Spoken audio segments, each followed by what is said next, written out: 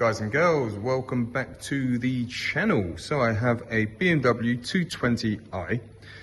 We've recently had one of these in for a coolant pipe, which was this one, B48 or 84 engine, I can't remember.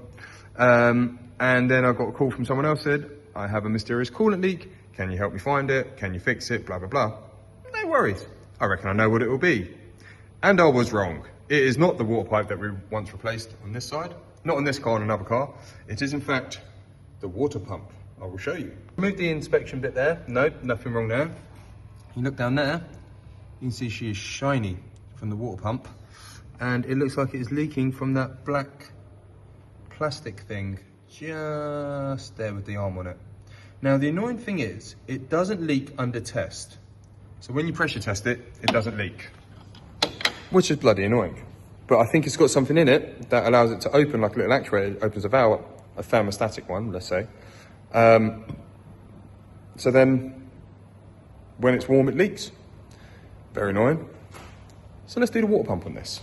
We have the pump.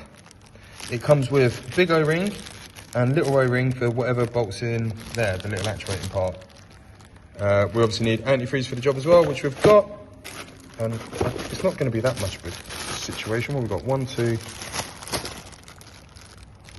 4 bolts and a couple of screws. Well, let's get it on. All right, so draining the system, I've gone with just undoing that pipe there. Then while it's still got the belt on, I'm going to undo the 310 mils for the pulley and get that off quickly. Right, that drained, definitely didn't make me want to go toilet. I've whipped the auxiliary belt off. There is a 16 mil didgeridoo there. Get it, turn it, that comes off. Before I did that, I loosened the 10 mils on the water pump. Here, and here, just did all three while it was still connected. Gonna take them off now. So the belt's off, that's off, and some of the coolant system's drained. Okay, so I've popped that little plastic arm off. I've undone the 4 screws for the water pump. Then I've realized this is on a vacuum plunger. That's on a thing, and that's bolted to the bottom of the water pump. So I didn't actually need to take that off until later. Just need to get the vacuum pipe off, which would have made life a little bit easier. But either way, it had to come off.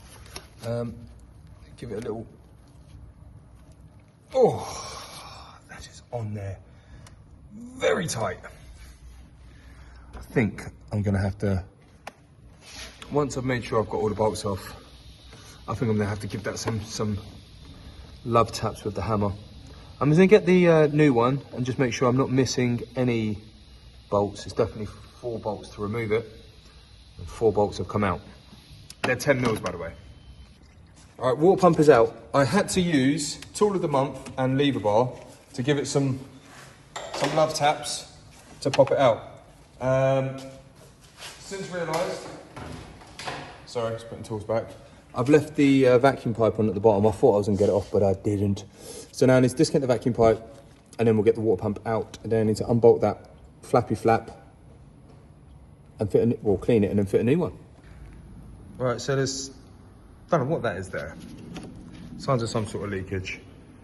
It was also soaked from that corner as well.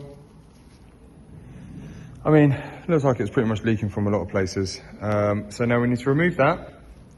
And remove that and fit it to the new one over there. Yeah, it's leaking out this side here. I can't really see where it was on. Sorry, on like that. Yeah, so out of the side somewhere. Either way, we see a leak, we fix a leak. Right, got it out. For the record, this was a pain to remove. 2 T10s. And that thing was pretty much welded in. You can see where I've chipped it ever so slightly on the sides trying to get it out. But we're going to replace that seal, put it in a new one. We've already got the new actuator, solenoid, sorry, on. Haven't even started to clean up the engine yet, engine bay, but that's fine. First things first, replace said seal. New one is on.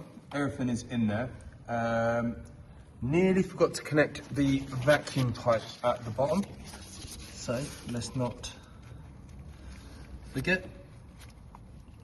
Gosh, vacuum pipe is on, everything is on. Now I couldn't find a torque spec for these, so I settled with FT. FT it is.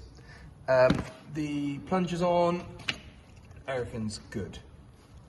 So connect up, put the pulley on, put the belt on, connect the water pipe up, fill it up, do a pressure test, and hopefully leak is gone thereafter. I'm going to clean up all the residue at the bottom as well, so we can test it properly, make sure we have no leaks. So, all good. Okay, so filled it up with some coolant in there, blue antifreeze, all the covers are back on, all the poppers are back on. Now I'm going to go underneath, refit all the trims, while I'm bleeding the system, trying to get 2 birds, 1 stone.